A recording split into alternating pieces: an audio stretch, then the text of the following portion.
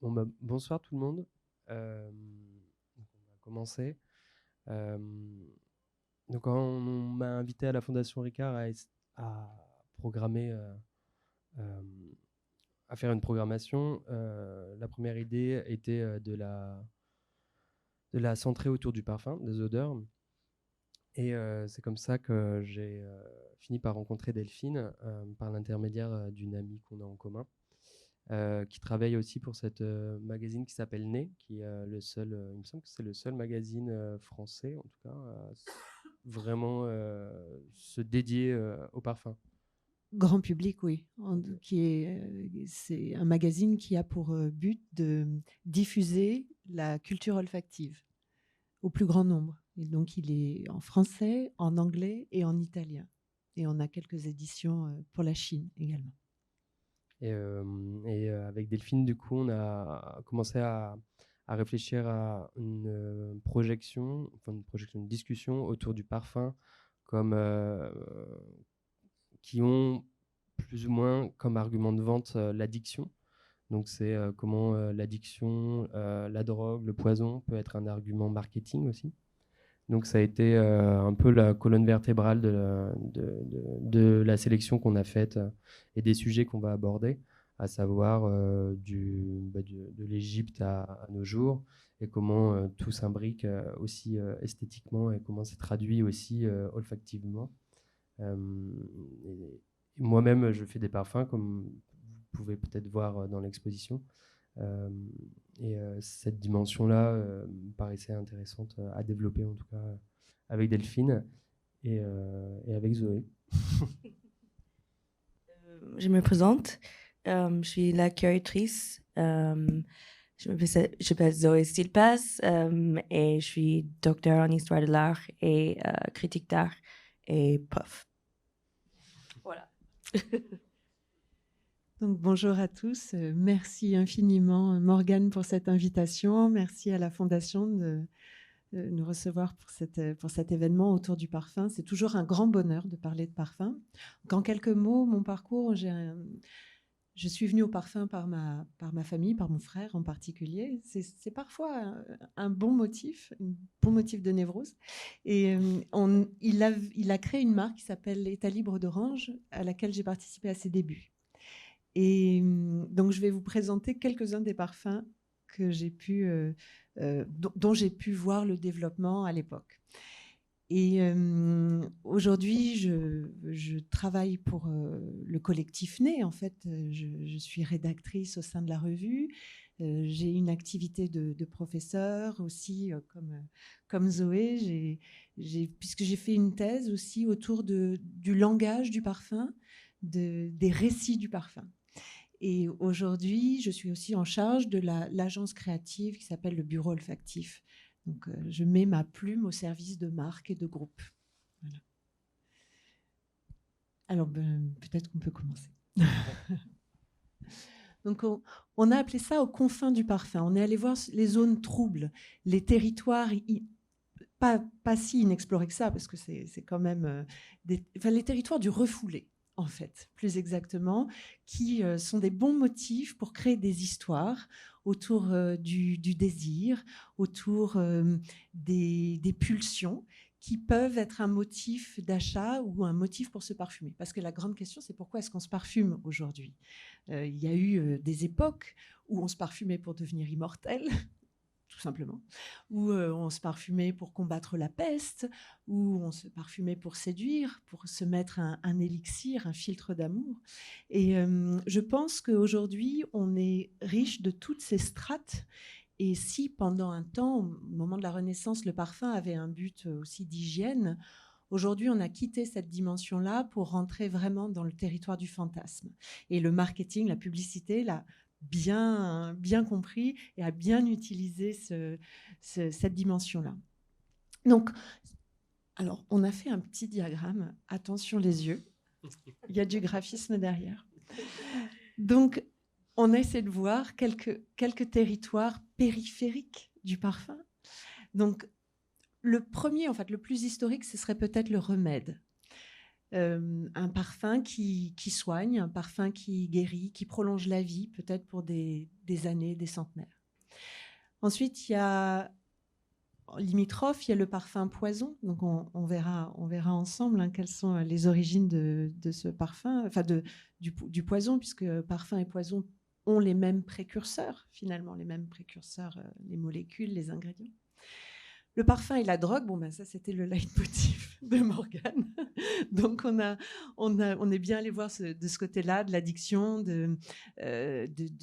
On entend des consommatrices qui disent « moi je ne peux pas vivre sans mon parfum ». Il y a même un très beau roman de Percy Kemp qui s'appelle Musc, où, attention spoiler, le héros se suicide parce que son parfum la formule de son parfum a été modifiée.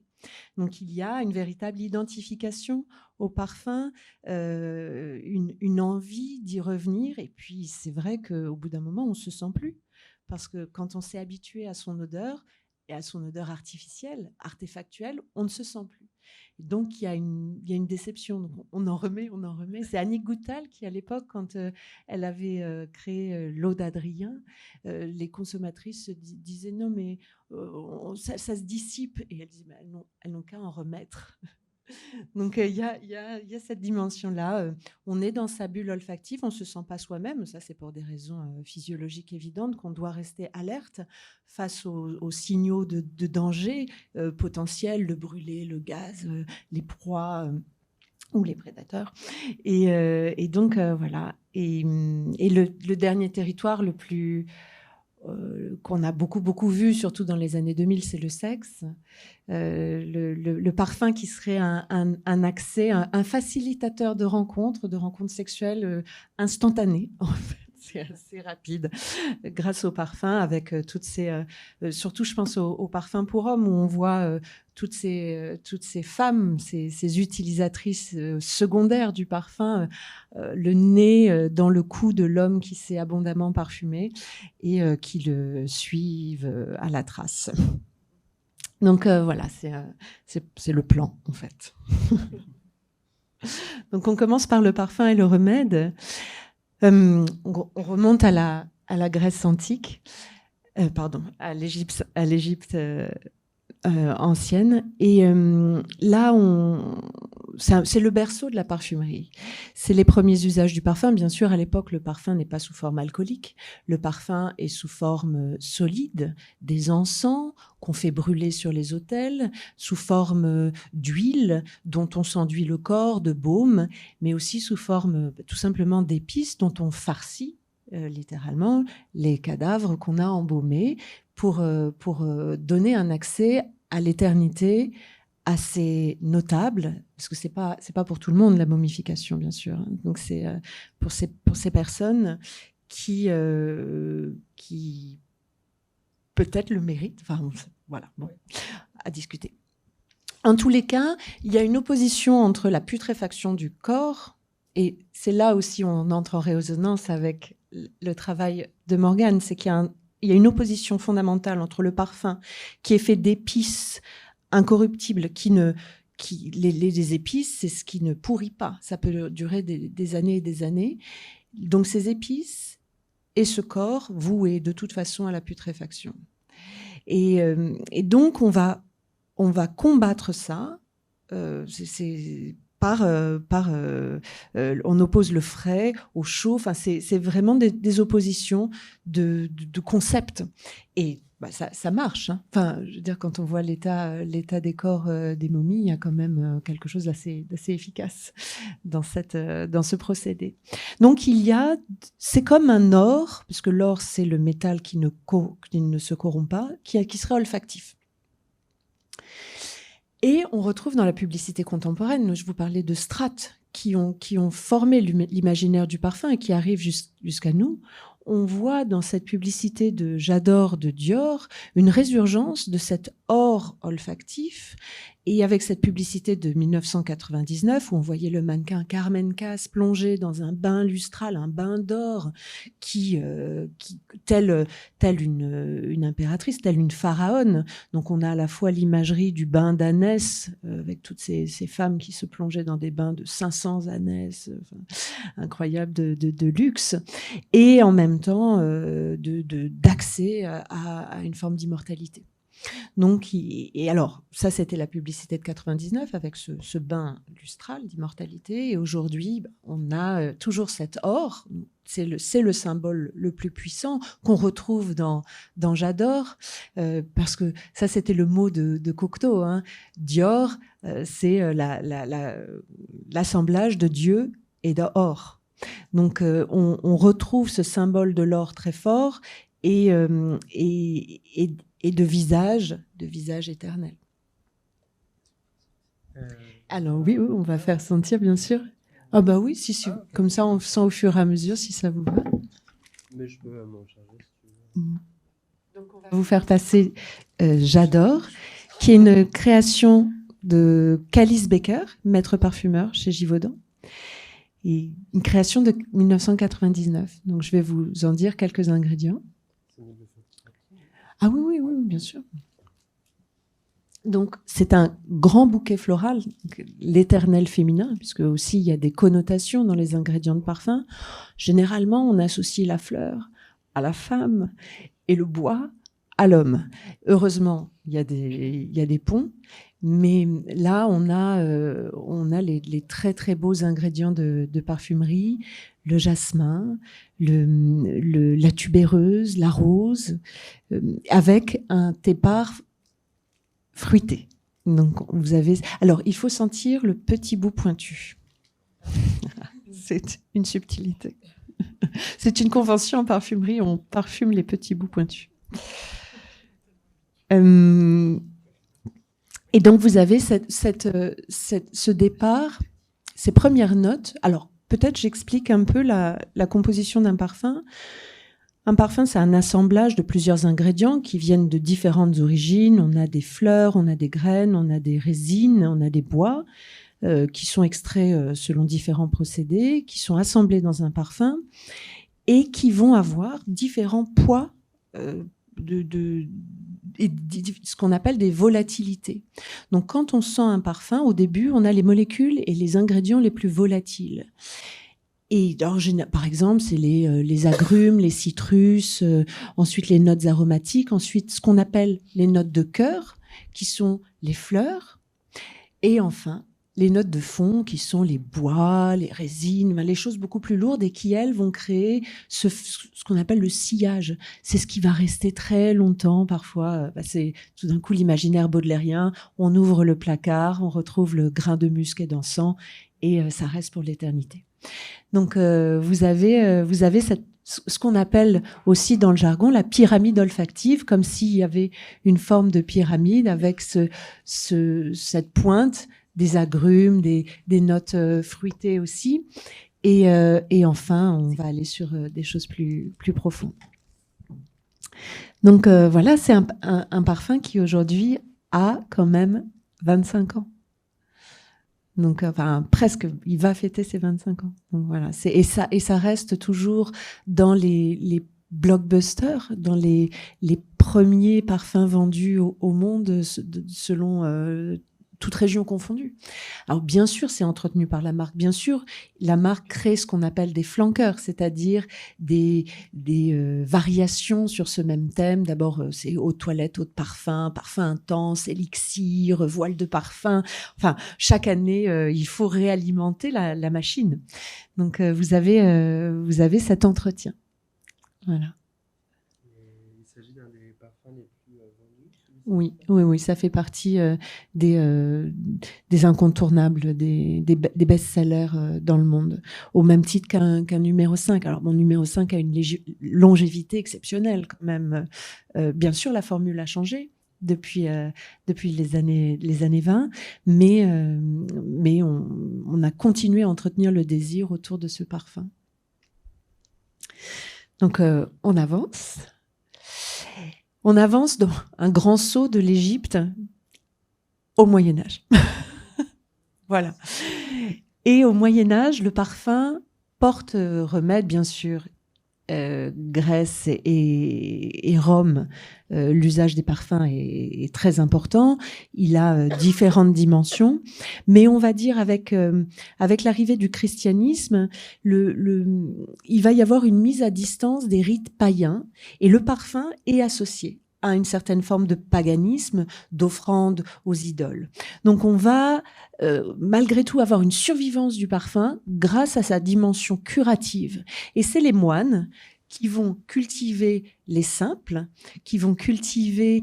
Les simples, c'est des aromates, basilic, thym, romarin, dans l'ombre des cloîtres pour en faire des remèdes et aussi des eaux de vie. Parce que le début du Moyen-Âge, c'est aussi la réinvention, puisque ça, par le monde arabe, de la distillation. Donc on arrive à avoir de l'alcool en distillant du vin, et en fait on obtient de l'alcool dans lequel on fait macérer des ingrédients, et on peut s'en parfumer, mais aussi on peut le boire. Donc en fait il y a une origine commune entre parfum et eau de vie, chartreuse, absinthe, etc. Donc, ces simples sont des ingrédients très importants dans le parfum. Et il y a un lieu aussi décisif pour le monde de la parfumerie qui est situé à Florence. C'est Santa Maria Novella, qui est à l'origine une basilique et qui est aujourd'hui aussi un saint lieu pour la parfumerie, puisque selon la marque, ce serait depuis 1221 que les moines créent des parfums. Et donc, il y a cette tradition florentine du parfum, avec, parce que Florence, c'est un lieu très stratégique d'un point de vue des ingrédients du parfum, puisque l'Italie, vous avez les citrus, vous avez tous ces ingrédients qui sont importants pour la création des proto-parfums, des premiers parfums. Et donc, il y a une tradition qui va ensuite être prise en affection par Catherine de Médicis, qui va répandre à l'Europe la mode des parfums italiens. Donc on va la revoir tout de suite. Mais juste pour finir sur cette idée de parfum et de remède, c'est jusqu'à très tard que parfumeurs et apothicaires vont se confondre. Et c'est seulement en 1810 que Napoléon va imposer un décret distinguant parfumerie et pharmacie, pour le dire de manière moderne, en disant, voilà, les parfumeurs, vous pouvez garder le secret de votre formule, mais arrêtez de dire que vos parfums portent remède ou sont curatifs. Parce qu'il y avait beaucoup de charlatanisme et des accidents de proportion, et donc ça faisait des accidents. En revanche, les apothicaires, vous devez publier vos ingrédients. Il doit y avoir une transparence, enfin, c'était pas le mot à l'époque, mais il doit y avoir une ouverture de vos formules. Et évidemment, vous pouvez vanter des bénéfices curatifs à condition que ce soit prouvé. Donc, c'est vraiment parce qu'il y a eu trop d'accidents qu'il fallait distinguer ces deux territoires. Et évidemment, on buvait les parfums très tard. Napoléon, qui était fan d'eau de Cologne, donc qui a été... l'histoire de l'eau de Cologne, pour le faire très rapidement, est en fait née à Florence, à Santa Maria Novella. Et là, il y a un négociant en parfum d'origine italienne qui tombe amoureux de la formule, qui la ramène en Allemagne où il était basé et qui va essaimer cette formule à toute l'Europe, qu'il a appelée l'Aqua Mirabilis Coloniae, donc l'eau admirable de Cologne. Et en fait, vous avez cette usage que Napoléon va reprendre. Il se prenait des petites rasades d'eau de Cologne avant de partir sur le champ de bataille. Et il faisait aussi des canards farina, c'est-à-dire que farina, c'était le nom de la marque de l'eau de Cologne. Et il trempait des petits morceaux de sucre dans cette eau de Cologne et il la mangeait. Donc il y avait vraiment cette envie-là. Alors aujourd'hui, on ne boit plus les parfums. On a transformé l'alcool pour qu'il ne soit plus buvable, parce qu'il y avait aussi beaucoup d'accidents. Et Zoé nous racontera tout à l'heure une anecdote à ce sujet. Alors, maintenant, on rentre dans notre autre territoire, celui du poison. Tout à l'heure, on parlait de cette Florentine, Catherine de Médicis, donc grande figure du parfum, grande figure politique. Elle arrive de Florence en 1533 pour épouser le deuxième fils de François Ier, qui n'était pas censé être un jour roi de France, mais qui va le devenir. Donc elle va épouser le futur Henri II. Et à l'époque, la France est plongée dans un grand marasme olfactif parce qu'on a fait fermer les étuves. Les étuves, c'était traditionnellement l'endroit où on se baignait, où il y avait un rituel d'hygiène. Et donc, ces étuves étaient un lieu où hommes et femmes nus prenaient des bains ensemble. Donc, c'était un lieu de débauche.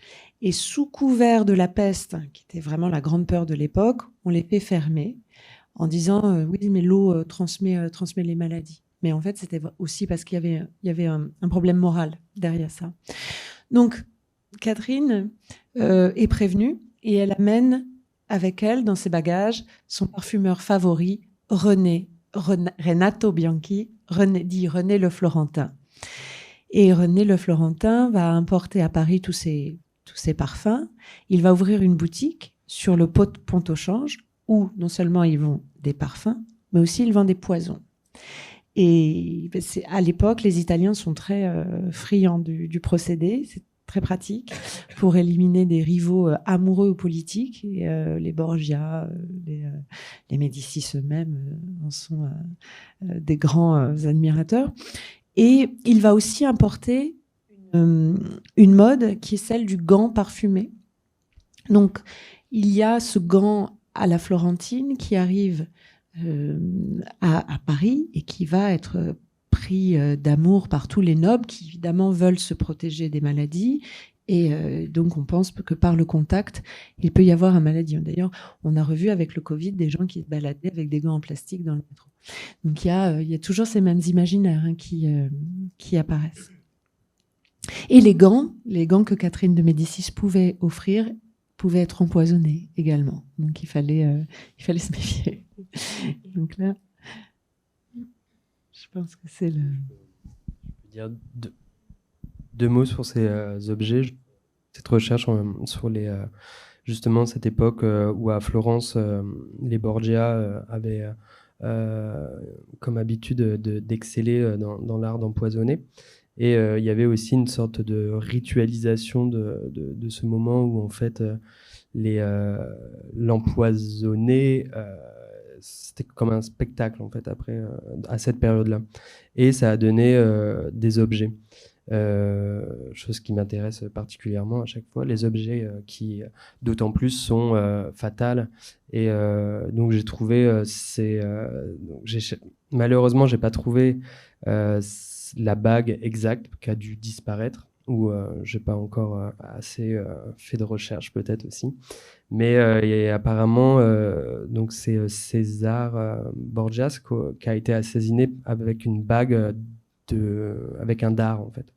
Donc c'est cette bague qui est à gauche, mais dont les sources de l'image sont, je n'ai pas trouvé d'où ça vient, mais en tout cas c'était un objet qui ressemblait à celui-ci. Puis ensuite à droite, c'est une bague d'époque du XVIe siècle qui était un objet assez courant de bagues qui accueillait ça. Il y a aussi les vinaigrettes aussi, qui sont plus des bagues du XVIIe siècle, qui permettaient aux femmes trop corsées, notamment, c'était l'époque des corsets, de respirer un vinaigre de lavande pour se détendre, parce qu'en fait ça donnait des vertiges. Voilà, je crois que pour ces deux objets-là, il y en a quelques autres après, mais en tout cas, dans la sélection, c'était vraiment les objets avec les poisons et les Borgia.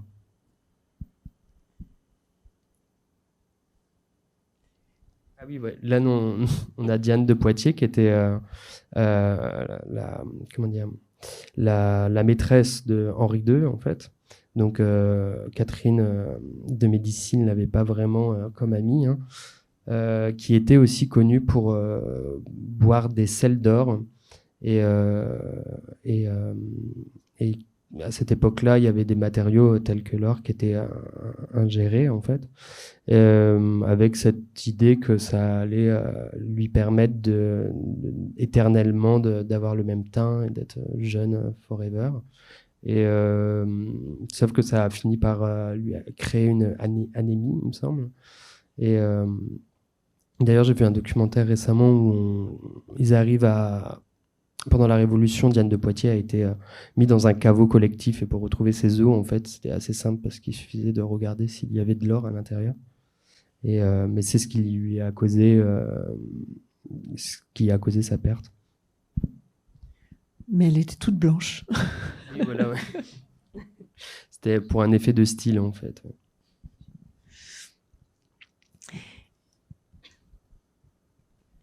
Pour enchaîner avec un effet de style lié à cette période-là, à savoir Florence, qui était à cette époque-là la ville mondiale, il y avait cette pratique qui est liée à cette plante qui s'appelle la belladone. Donc la plante a généré le nom porte l'histoire de cette plante, étant donné que c'était une plante utilisée par les élégantes italiennes. Donc la belladone, c'est assez commun, on en trouve vraiment partout. C'est une plante qu'on peut dire une mauvaise herbe même. C'est toxique aussi. Voilà, ouais, c'est très toxique et il y a des hallucinations. Enfin, ça peut provoquer des hallucinations. Et la baie était utilisée pour. En fait, l'effet de style recherché était la mydriase. La mydriase, c'est quand on a la pupille totalement dilatée, et c'est vraiment un effet des drogues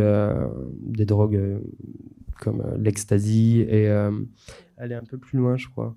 Ouais. Et on verra après un portrait notamment de Bronzino, c'est ça, ouais. Un portrait Bronzino d'une femme qui a cette mydriase, donc effet d'élégance.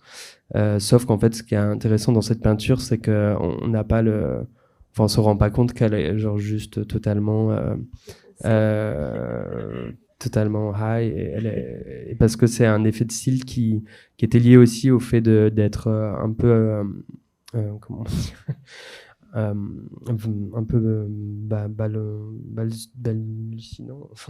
Imiter aussi l'excitation sexuelle. Oui, c'était aussi pour être séduisante. Ouais. Et voilà, c'est cette petite baie rouge en fait qui est très liée aussi à la baie, enfin à la pupille. Mais oui, on l'a mal mis mais il y a le portrait de Bronzino plus tard dans le PDF.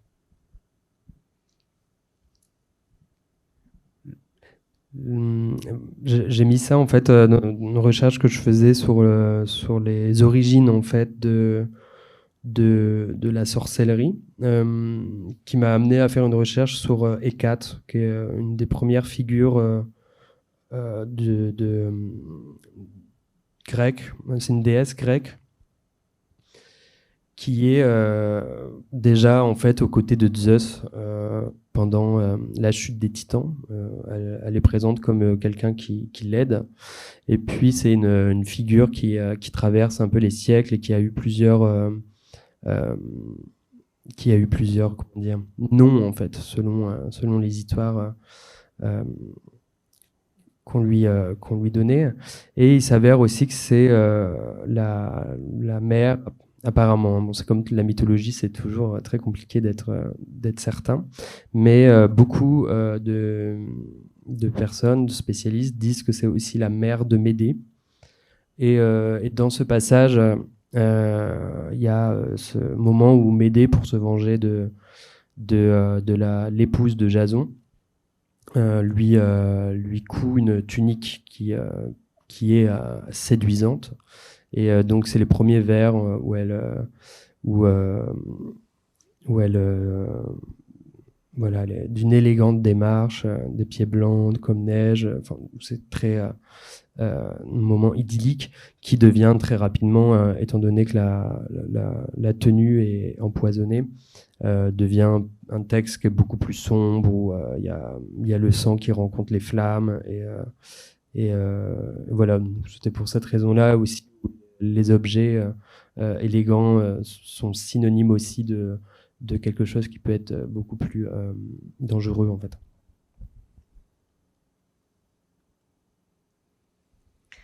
Alors avec cette publicité de Vivaudou de 1920, on revient au parfum et on voit apparaître cette femme, Morgane parlait d'Hécate, on voit cette femme vénéneuse, fatale, avec le motif du miroir qui n'est pas sans rappeler celui de la marâtre dans Blanche-Neige, d'une femme narcissique au point d'être obsédée par ce que lui renvoie son miroir.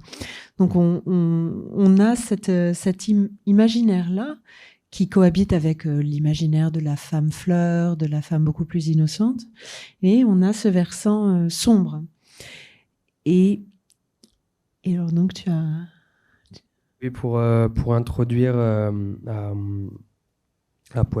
Opium, qui est un parfum qui a été designé par Serge Lutens. Je voulais juste montrer ces deux photos parce que Serge Lutens, il a maintenant sa parfumerie Place des Vosges. Il a développé des parfums assez intéressants, notamment un parfum qui est inspiré d'une plante toxique qui s'appelle la datura, qui est la plante de la sorcellerie, une des plantes de la sorcellerie les plus importantes, et qui n'a pas a priori d'odeur, mais en tout cas comme le thème de cette présentation, c'était peut-être qu'est-ce que peut être que l'odeur du poison.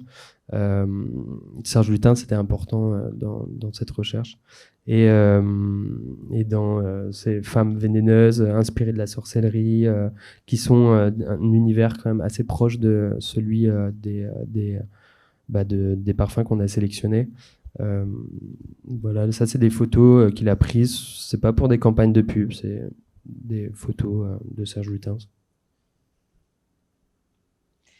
Et alors, oui, on parlait de Serge Lutens, qui a eu une grande influence sur la beauté et les parfums Dior, puisque pendant plus d'une dizaine d'années, il était directeur artistique de Dior Beauté et Parfums. Il est parti dans les années 80 pour monter sa société et puis pour devenir aussi chef de Shiseido. Et là, on voit l'influence de Serge Lutens sur ses publicités de parfums des années 85 au moment du lancement de Poison.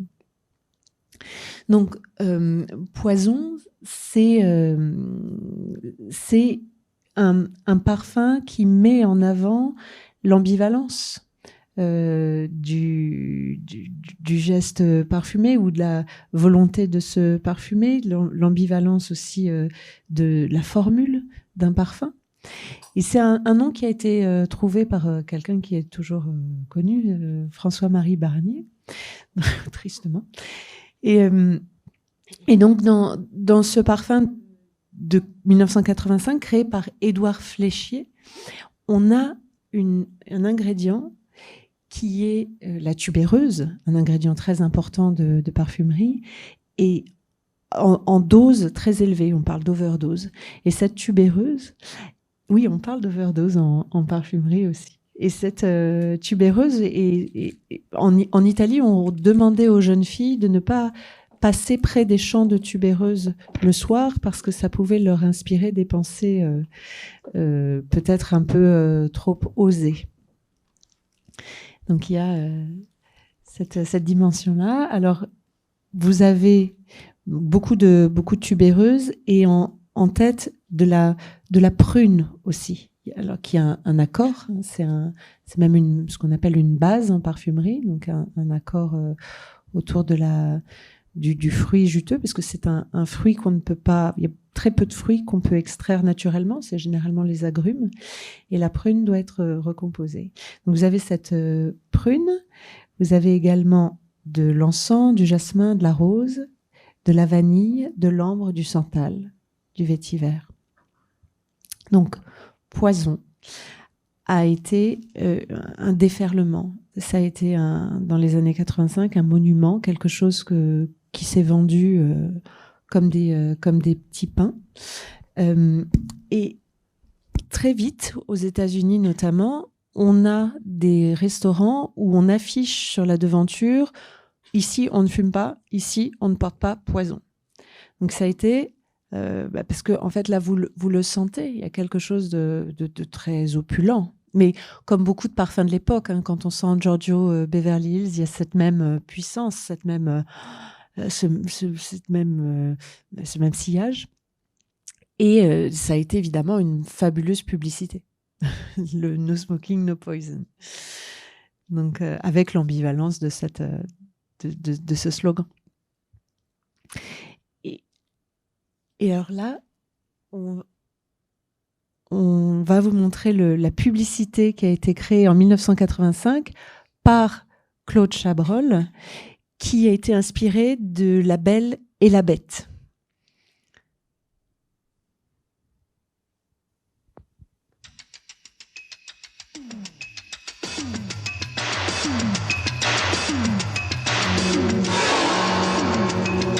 Poison. Dior.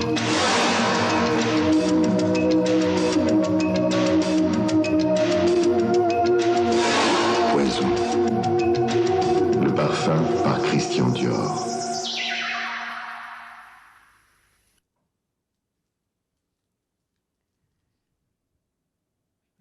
Donc, c'est intéressant de voir à quel point il y a beaucoup de mythes derrière ce parfum. On voyait Blanche-Neige, le flacon s'inspire de cette pomme, donc cette pomme qu'on retrouve dans pas mal de légendes et de motifs. C'est celui d'Ève, la tentatrice, c'est celui de l'empoisonneuse de Blanche-Neige et d'autres grandes empoisonneuses. Donc il y a ça très fort, et en plus là on rajoute La Belle et la Bête. Donc La Belle et la Bête, c'est aussi le symbole du parfum du poison, un versant positif, un versant beaucoup plus dangereux. Donc c'est ce qu'on pourrait appeler un dual, un couple d'ambivalence en fait, et de contraire. Alors là, la saga continue, d'autres publicités, et vient en 1998 Hypnotique Poison. Donc c'est ce qu'on appelle un flanqueur dans le jargon, c'est-à-dire un parfum qu'on va créer pour entretenir l'histoire du pilier qu'est Poison, et c'est une déclinaison qui a été créée par Annick Ménardeau et Christian Dessouliers. Et alors on retrouve l'origine, on retrouve Poison avec d'autres attraits. Donc, plus coco, abricot, toujours cette tubéreuse, ce jasmin, donc c'est la signature, et plus amande, vanille, bois de santal et musc enfant.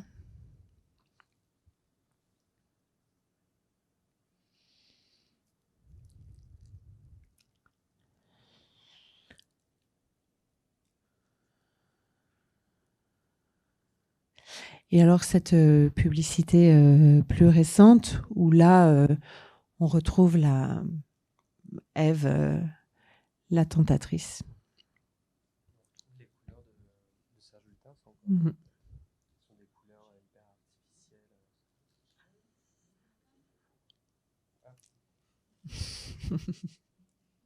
Non, je disais pas grand-chose, mais je dis juste qu'on retrouve les couleurs de Serge Lutens qui sont assez caractérisables par des couleurs très artificielles, comme un peu toute l'esthétique de ce parfum qui est lié à assumer un artifice, en fait, qui est totalement dans un truc un peu délirant aussi, en fait, quoi, d'hallucination.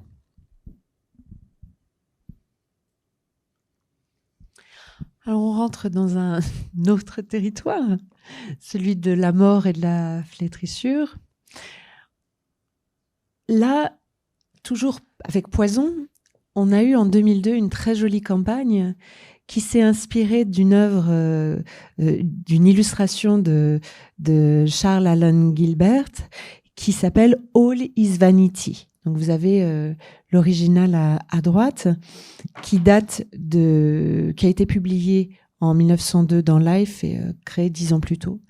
Et donc on retrouve cette composition qui vient indiquer donc cette tête de mort devant la toilette, devant la coiffeuse de la femme. Et bien sûr, c'était aussi un thème qui était important dans le travail de Morgane, qu'on retrouve ici. Merci. La vie, la mort. Alors, ce thème de la coiffeuse, ce thème de la vanité, du miroir, est en plus intéressant parce que c'est dans l'histoire de l'art de la publicité du parfum, parce qu'il y a vraiment des styles à chaque époque, il y a des codes qui s'imposent dans la construction d'une publicité de parfum. Il y a des conventions. Et on retrouve ce motif de la femme au miroir. Donc, je ne sais pas si vous vous souvenez, celle de Vivaudou 1920, avec cette femme qui embrasse son reflet dans le miroir. Et on retrouve donc voilà, ce motif du miroir. Et c'est très intéressant qu'il ait été traité jusque dans la vanité. Et alors, justement, on parlait de mort, de flétrissure, de putréfaction. On en parle depuis le début.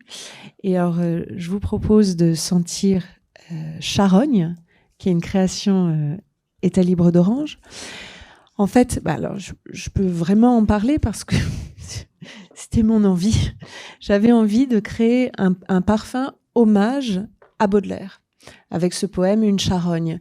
Et pour moi, il y avait quelque chose à travailler sur l'ordre sur le versant d'une fleur qui serait en train de flétrir. Donc c'est aussi pour ça qu'on l'a choisi avec Morgane et Zoé, pour avoir une idée d'un vase où il y aurait presque le suc de cette fleur qui se délite. Donc, on a un lys. Ici, c'est une fleur de lys qui est centrale, avec aussi de l'ylang-ylang.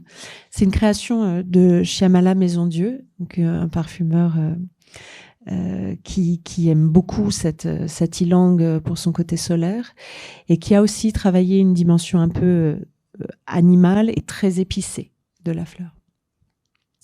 Donc vous retrouverez du gingembre, de la cardamome, et en fond un côté cuir plus animal.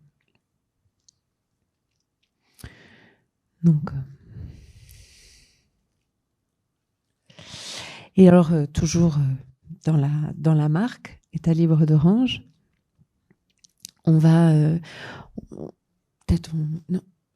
c'est celui-là. C'est celui-là.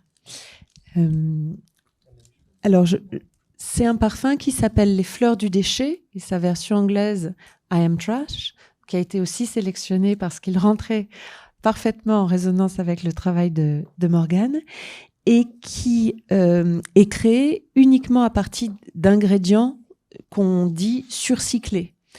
En anglais, c'est l'upcycling. Donc, c'est des ingrédients qui sont issus de rebut de la parfumerie. Donc, quand on fait, par exemple, une distillation, il y a des fleurs qu'on sort de l'alambic et qui sont épuisées, dont on a retiré le suc. Mais en fait, elles ont encore une odeur, ces fleurs. Et plutôt que de les jeter, les parfumeurs ont décidé d'en extraire encore la dernière âme, ce chant du cygne, si vous voulez, olfactif. Et donc, ce parfum a été créé à partir de ces ingrédients surcyclés. Donc, on pourrait s'attendre à une odeur très fanée, et en fait, c'est très frais. Donc, vous avez un départ très pomme, Après, des notes d'orange amer recyclé. Donc pareil, hein, le rebut dont on a vraiment extrait le sucre. Et puis de la rose, des notes plus de cèdre et de santal. Voilà. Et alors là, on va voir le film.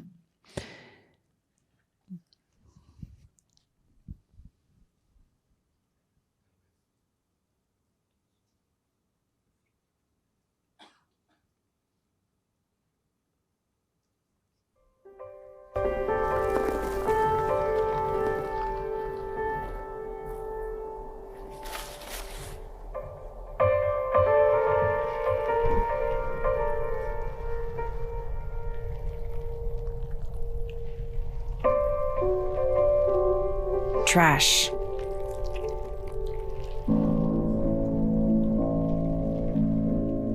But never waste.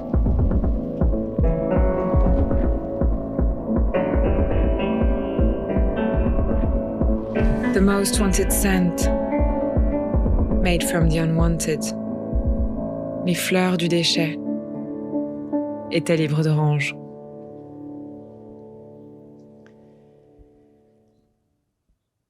Donc là, vous l'avez senti. Ça sent pas le compost. Ça sent bon, ça sent frais.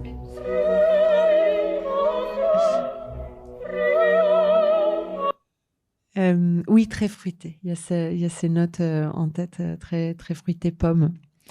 Mais encore une fois, on voit l'opposition entre le parfum et c'est la pourriture.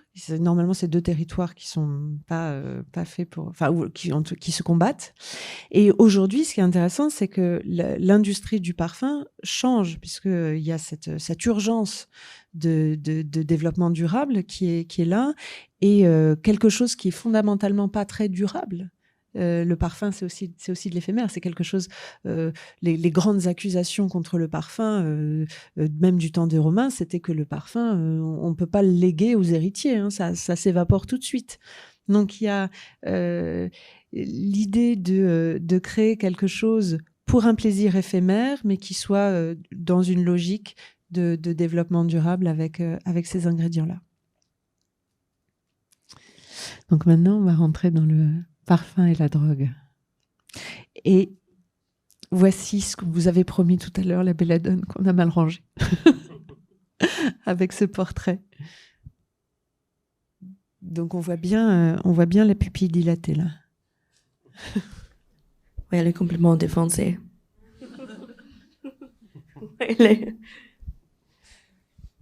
Mais ce qui est drôle... Ah, pardon. Non, je disais, il n'y a pas grand-chose à dire, si ce n'est que ce que j'ai trouvé beau dans ce tableau, c'est toute l'énergie qui peut se dégager de ce tableau, en sachant justement qu'en fait, c'est ce qui se passe dans sa tête est très différent de ce qui paraît sur le tableau, quoi. Mais ce qui est intéressant aussi, c'est que la belladone a été utilisée, un dérivé par les ophtalmos pour pouvoir faire des fonds d'œil, notamment pour les hypermétropes, parce que ça dilate bien. Donc après, on peut bien voir ce qu'il y a au fond de l'œil. Et donc, voilà, il y a un usage aussi médical à cette substance. C'est très lié aux sorcières aussi. On disait que en fait, les sorcières utilisaient ça beaucoup et quand les sorcières se ressemblaient, que l'esprit de la belladone sortait, en fait. J'ai lu ça. Oui, mais aussi parce que la pupille dilatée est symbole du désir. Normalement, l'excitation sexuelle entraîne une dilatation de la pupille. Enfin, je crois. Et là, retour au parfum en 1920, où on voit cette publicité de bourgeois avec deux femmes très masculines qui ont un geste elles se font passer un mouchoir, donc on peut présumer qu'il est parfumé. Mais à la lumière de ce que Morgane a trouvé, on peut y voir aussi un usage peut-être de drogue. Oui, là, j'ai mis des images de différentes pubs qui sont liées à des drogues. Donc, ça commence avec ces très vieilles pubs, en fait, où la cocaïne... donc, la cocaïne, c'est le coca, cette plante d'Afrique du Sud qui est très utilisée depuis des années et des années comme excitant et qui est aussi ici utilisée pour les enfants quand leurs dents poussent pour enlever la douleur en fait. Ouais. Ensuite, il y avait aussi disponible assez facilement de l'héroïne qui était utilisée pour les problèmes de gorge, il me semble, et qui, en fait, au bout d'un moment, a créé des dépendances. Et c'est à partir de ce moment-là où on s'est rendu compte que ces produits provoquaient de l'accoutumance. Oui, ça j'ai pendant la prohibition aux États-Unis, j'ai lu que ils extraient l'alcool du parfum et après ils ont rendu ça buvable et ils l'ont revendu en tant que parfum, mais c'était de l'alcool qu'on pouvait boire. Et j'ai trouvé ça marrant parce que même la bouteille, c'est vraiment comme ils n'ont pas vraiment fait un énorme effort pour cacher ça. Et c'était vendu comme un parfum à multi-usage.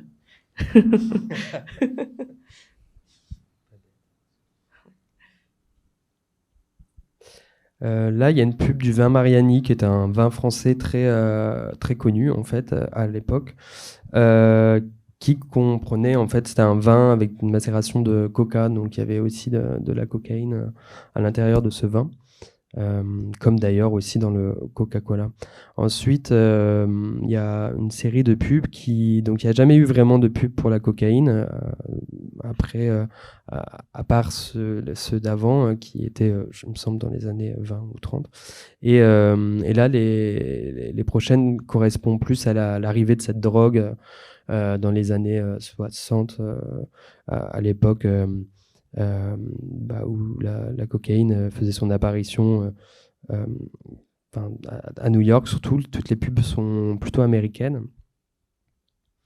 Donc il y avait des kits en fait, donc ça a aussi là généré des objets qui sont assez intéressants et qui correspondent à la prise de cette substance par le nez, mais comme vous pouvez le voir aussi avec la pub de droite, c'est un argument aussi de la prendre par la bouche.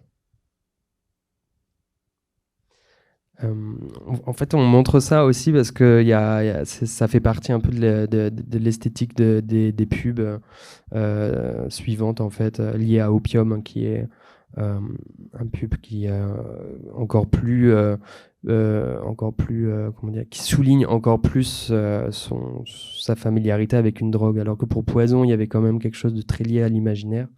Pour Opium et pour Yves Saint Laurent, qui est en plus un créateur qui est plutôt décadent, il y avait une affirmation en fait de ça.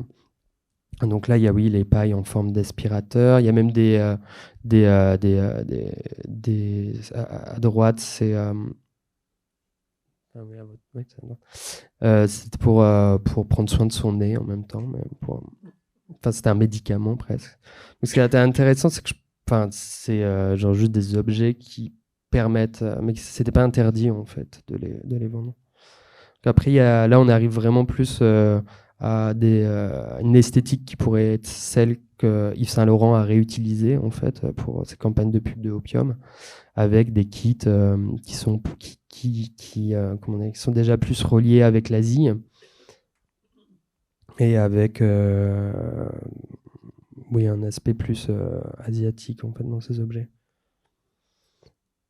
Là, il y a une référence au pomandier qui lui est plutôt de la Renaissance.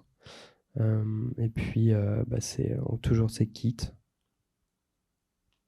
Et donc là, on arrive à Opium. Alors, nous sommes en 1977 et Yves Saint Laurent a créé une collection inspirée par la Chine. Et il veut créer un parfum en résonance. Et Pierre Dinant, qui est un créateur de flacons, un designer, un architecte, lui propose une série de flacons, dont un qu'il avait d'abord proposé à Kenzo et que Kenzo avait refusé, inspiré d'un Inro. L'Inro, c'est comme on voit là au centre, c'est une petite boîte que les samouraïs portaient à la ceinture pour y transporter des objets, mais aussi et essentiellement des boulettes d'opium.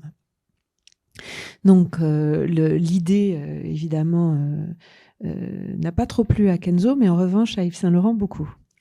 Et donc c'est Opium qui va s'inspirer de cet Inro, le flacon. Et au début, les propriétaires de Saint Laurent Beauté ne veulent absolument pas entendre parler de ça, parce qu'ils se disent que ça va être le début d'une série d'ennuis et de mise à l'index. Et Saint Laurent menace de rompre tout contrat. Il veut qu'on lance ce parfum Opium. Donc le parfum, donc on va vous le faire sentir, évidemment, dans sa formule plus moderne, retravaillée.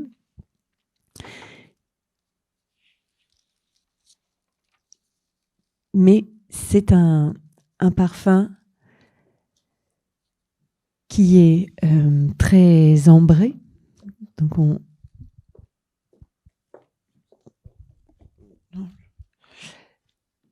Donc, c'est ce qu'aujourd'hui on appelle, d'ailleurs on n'appelle plus la famille des orientaux. C'est des parfums inspirés composés de vanille, de notes benjoin, de musc, de patchouli, de santal. Donc ces fonds doux. Et on n'a plus le droit de les appeler des orientaux. Il y a eu une polémique. Hein. On doit appeler ça des ambrés aujourd'hui. C'est la cancel culture qui a lieu aussi dans le parfum. Donc, vous avez ce parfum très doux qui a en fait été plébiscité aux États-Unis.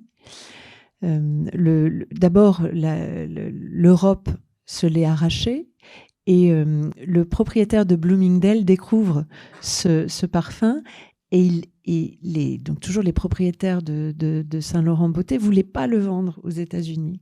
Et donc lui, il en achète, il va aux Galeries Lafayette, il en achète des tonnes et il les écoule chez Bloomingdale. Donc finalement, le marché américain s'ouvre et là, en Californie, on va rencontrer un problème parce qu'on n'a pas le droit de vendre un parfum qui s'appelle Opium. On n'a pas le droit de vendre un produit qui s'appelle Opium. Donc il va se vendre sous des étiquettes. Donc il y aura une petite étiquette qui recouvre le nom. Mais ça, c'est le summum de l'érotisme. C'est le summum de créer du désir. Et donc évidemment, en Californie aussi, il s'arrache. Et il va y avoir une série de publicités à la hauteur de ce nom, à la hauteur aussi de ce parfum. La première, c'est en 1977, donc l'année de création, où vous voyez à gauche Jerry Hall en extase sous la caméra de Helmut Newton. Et vous allez avoir toute une série de de publicités tout à fait scandaleuses, controversées, dénoncées par les consommateurs bien pensants. Et notamment celle à droite où vous voyez Sophie Dahl, donc le mannequin très pulpeux des années 2000, dont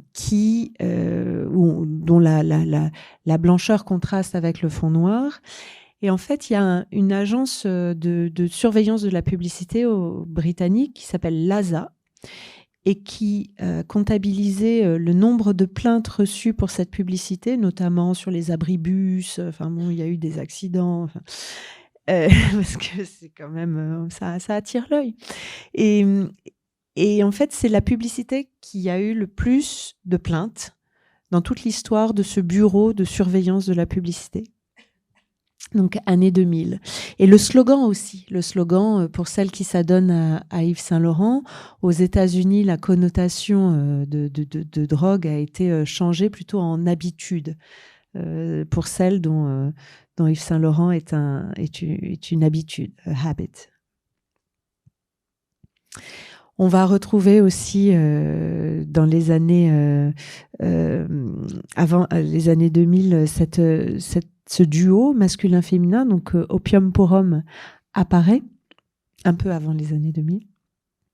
Et alors, toi, tu as vu la publicité avec Linda Evangelista. Je ne sais pas si on peut la passer, mais en tous les cas, la décrire, il faudrait chercher là sur Internet. Tu peux regarder.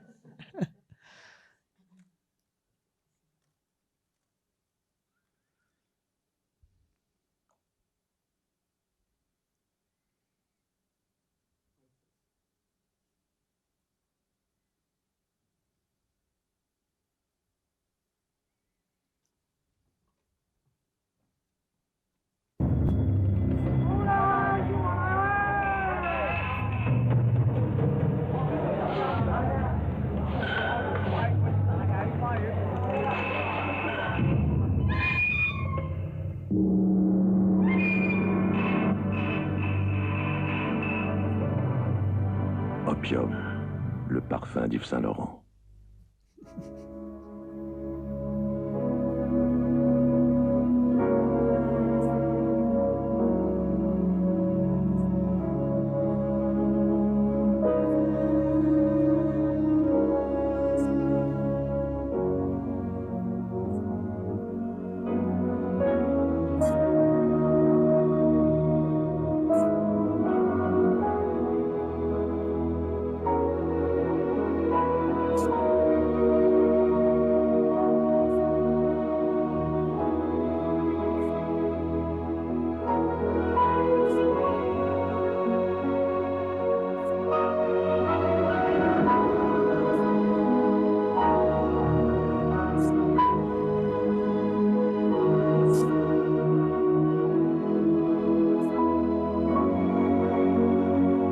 Opium, pour celle qui s'adonne à Yves Saint Laurent.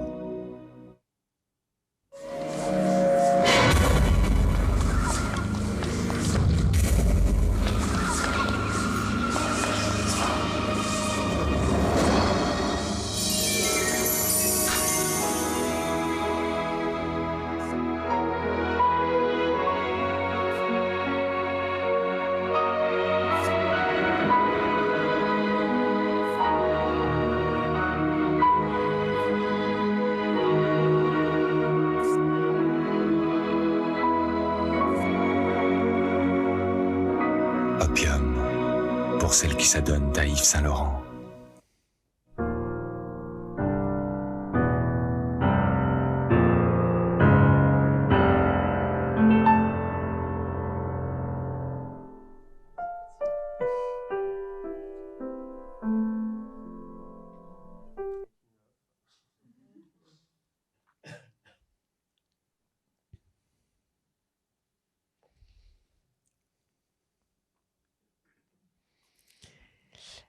Donc, on voyait tout à l'heure le visage de Kate Moss, qui a été à plusieurs années de suite, ou à plusieurs années d'intervalle, pardon, le visage d'Opium. Kate Moss, dont on a aussi connu le scandale de Cocaine Kate. Et en fait, cette image est assez annonciatrice de cette image qu'on verra ensuite dans les tabloïds. Donc, c'est intéressant de voir... Enfin, intéressant, je sais pas, mais...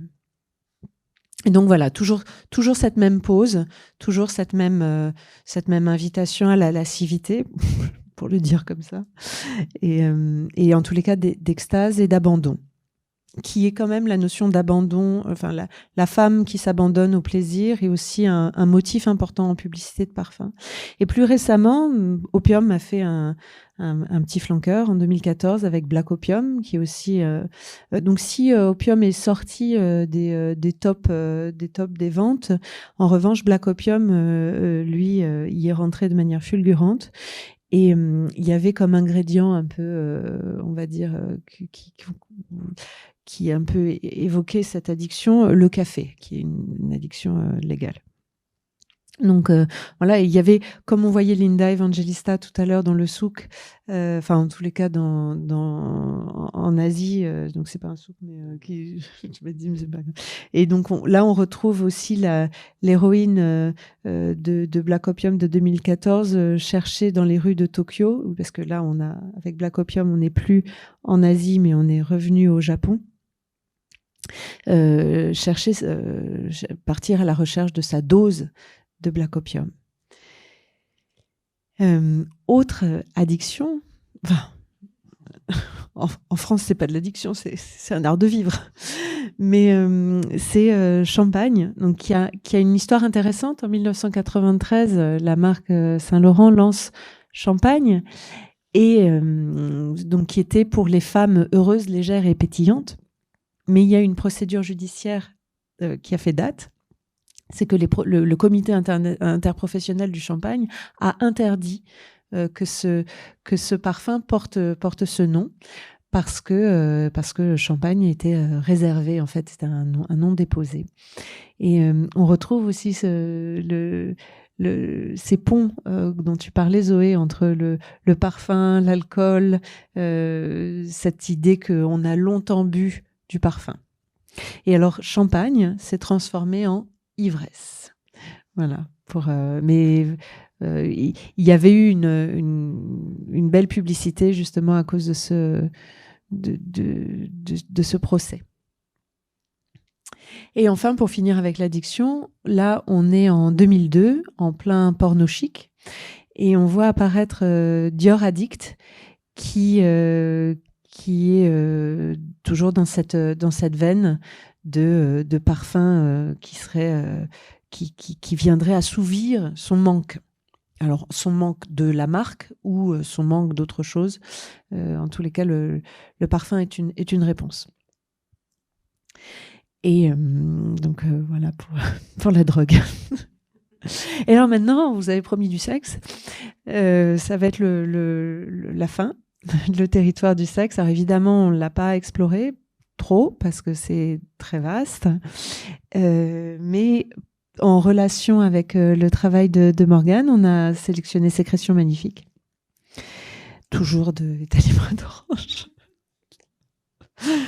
Et Sécrétion magnifique, c'est un parfum qui est connu dans le monde de la niche pour être un parfum pour lequel on ne peut pas être indifférent.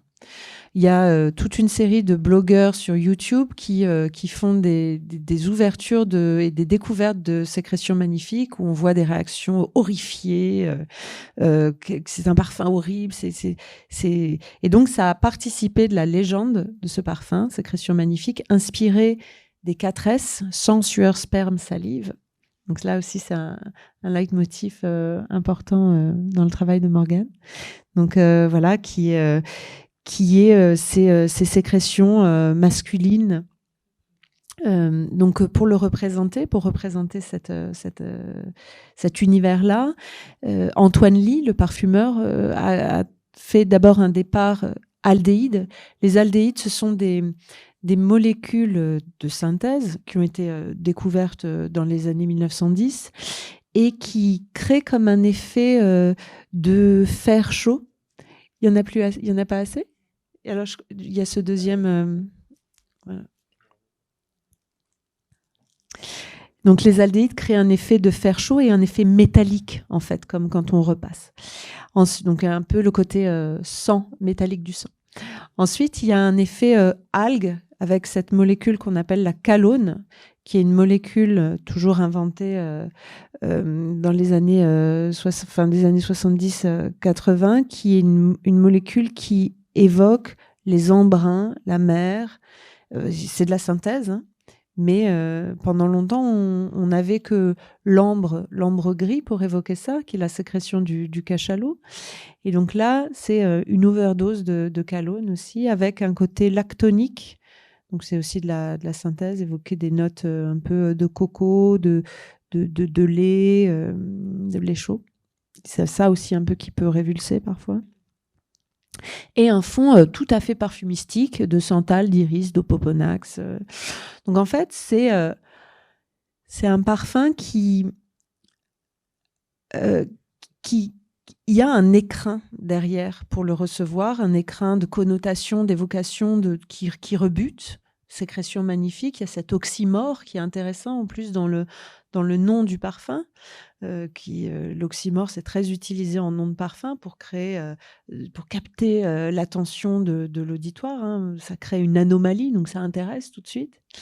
Et puis finalement, quand on pense à d'autres parfums, Odyssée Miyake, on a aussi cette dimension huître qui d'ailleurs peut tout autant déplaire, mais il n'y a pas eu toute une littérature autour de la répulsion qu'a inspiré ce parfum. Mais donc ce parfum-là a polarisé, a créé vraiment des adeptes, mais ils sont pas très nombreux, mais beaucoup de curieux et puis beaucoup de gens qui détestent. Mais ça a créé une légende autour de ce parfum.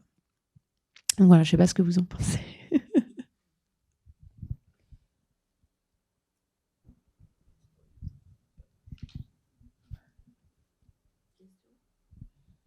Oui, la présentation se finit sur cette note de fluide humain. Merci beaucoup en tout cas Delphine pour cette présentation. Et maintenant on peut répondre à toutes les questions que vous voulez. Est-ce que c'est un parfum à porter? C'est un parfum pour faire un parfum? Parce que après tout, il y a des objets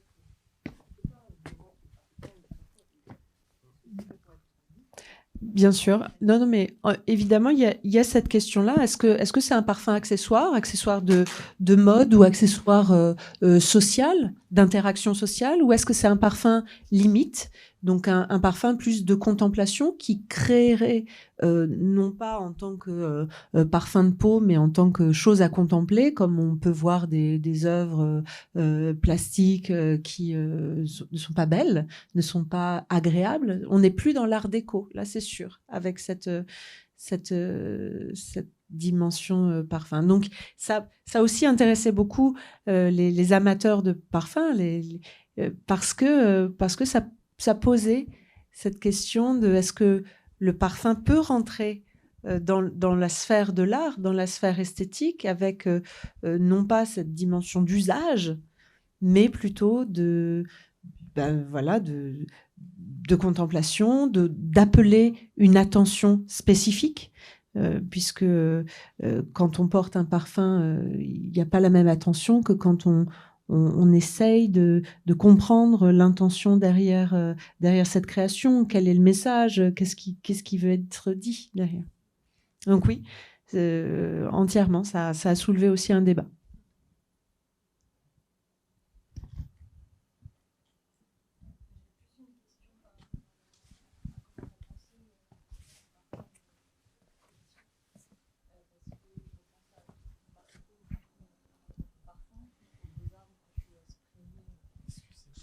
Ah, je déteste les micros. Ah, vous entendez? Wow. Là, ça va? Ouais. Ok. Donc, quand tu mettais du Airwix dans tes accrochages aux Beaux-Arts, plus tard, quand tu as fait cette pièce qui s'appelait Fond de sac, qui était à partir de tabac tombé au fond du sac, de chewing-gum, de foulard, de choses vraiment de fond de sac, dans l'alambic. Et puis, je repense aussi à quand tu as montré le panneau à Aubervilliers de Joy, dans le cadre de Joy, où c'était des agrandissements d'orchidées et où tu avais fait une sorte de flaque de parfum que tu renouvelais régulièrement et qui s'opposait comme ça un peu à l'odeur ambiante de la ville. Et donc, il y a toujours eu une notion un peu de récit, à la fois dans les titres de tes parfums, dans les ingrédients que tu choisissais, et aussi une relation au contexte. Je pense du coup à Joy. Et je voulais savoir, du coup, là, dans l'exposition, comment tu avais pensé ton parfum et son contexte de propagation. On peut dire ça. Pour rebondir aussi sur la première question d'un parfum non portable, moi j'ai la liberté en tout cas de ne pas faire des parfums portables. Donc ce qui me permet d'utiliser des matériaux tels que du diesel par exemple. Il y a du diesel dans l'expo ici par exemple. Donc souvent, je fais pas des parfums. Je fais des parfums pour des espaces et pour revenir sur les premiers qui étaient utilisés, c'est des parfums Ready-Made Airwick. À ce premier parfum que j'ai fait, qui est plutôt, à vrai dire, une eau de mémoire. C'est les premières distillations que j'avais réalisées. Fond de sac, dans lequel il y avait, dans un alambic aussi, un téléphone portable, des foulards portés, des miettes, du tabac, des pastilles Vichy. Il y avait vraiment l'idée de faire un parfum à partir d'objets et de traduire cela. Finalement, ça n'avait pas donné une odeur de téléphone portable, mais pour moi, le téléphone portable a aussi une odeur. Et ça a été du coup une porte ouverte à la composition de parfums qui ensuite ont parfois donné des collaborations avec Barnabé Fillon ou plus récemment avec Céline Barrel pour l'Expo universelle de Dubaï où ils m'ont invité à créer un parfum qui était aussi upcycling parce qu'on a utilisé une rose qui est issue d'une troisième distillation, donc plutôt une rose fanée avec une facette très goudron en fait. Parce que l'idée à la base c'était de faire un Paris-Dubaï. Donc, ils voulaient travailler avec des épices, la partie Dubaï, mais j'ai préféré travailler avec l'odeur du pétrole, qui est quelque chose qui est assez important pour moi, et notamment dans le panneau Joy où il s'agissait d'une présentation dans la rue, donc dans l'espace public, où je parfumais tous les semaines à des endroits différents le trottoir, avec un parfum qui était à base d'essence F, qui est un produit utilisé pour nettoyer, mais qui est aussi un produit qui est utilisé pour se défoncer la tête aussi. Et du coup, il y avait cette ambivalence que j'aime bien entre le fait et c'était mélangé avec de l'héliotropine en fait, qui est issue de cette plante blanche. Donc c'était vraiment un parfum en contraste entre une facette très pétrole, du coup toxique, avec quelque chose de très pur. Donc ça a toujours été assez important, ce contraste-là dans les parfums que je fais. Et pour l'expo ici, il n'y a pas un parfum, il y a plusieurs parfums. Étant donné que je fais des parfums pour les espaces, c'est comme si finalement le parfum était la fondation et le flacon c'était les murs, et dans lequel en fait les éléments que je dispose à l'intérieur créent un parfum, mais ça passe par plusieurs objets, plusieurs endroits.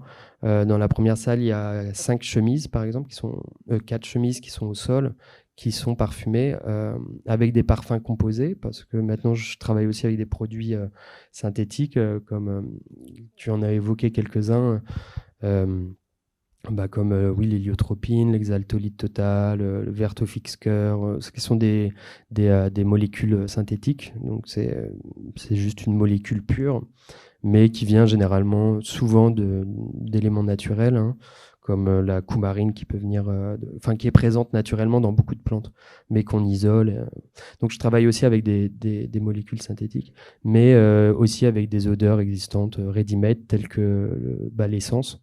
Il y a aussi un parfum ready-made de LT Pivert qui s'appelle Rêve d'or, et j'ai fait aussi une macération de mégots de cigarettes pour l'exposition, pour la première salle, qui est un peu l'odeur de la fin de la fête, l'odeur de fin de fête ou du lendemain. C'était un peu les pistes du parfum que j'ai fait pour l'expo. Il y en a un qui est spray tous les jours, qui est juste un un mélange de ce parfum qui s'appelle Rêve d'or avec les mégots de cigarettes. Après, il y a de l'urine aussi dans un vase, il y a de la bière dans un autre, il y a de l'essence, et puis ensuite il y a du lit de vin qui correspond à une odeur de vase, d'eau de bouquet fané. Et puis ensuite, dans l'expo, il y a un parfum que j'ai plus développé, qui est présent dans d'autres parfums aussi, ce qu'on appelle un accord. C'est une recette que parfois j'utilise et combine avec d'autres recettes.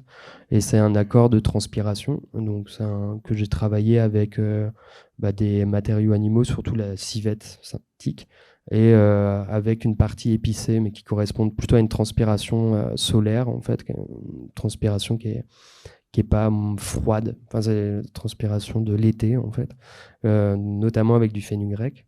Donc ça, il y a deux pièces qui sont parfumées avec ça, à des degrés différents, des variations. Et puis, il y a une autre sculpture qui est parfumée avec juste un élément synthétique, c'est du Vertofixker, que j'aime bien parce que je trouve qu'au départ, il a un aspect très sanguin, quelque chose de très métallique. Puis ensuite, ça évolue, ça devient de la violette, en fait. Parce que les parfums évoluent, et je voulais qu'il y ait cette évolution-là. Donc oui, l'expo, il y a plusieurs... puis il y a surtout les fleurs. Il y avait énormément de tubéreuses qui étaient fraîches pour le vernissage. Donc ça, c'était vraiment composer tout l'espace de l'exposition comme un parfum avec une note de cœur. Et le cœur, c'était les fleurs fraîches. Donc il y avait les tubéreuses et les lys. Donc il y avait vraiment un cœur très important de fleurs, à laquelle il y avait cette essence, cette flaque d'essence. En fait, ça devient un peu comme un paysage à composer, en fait.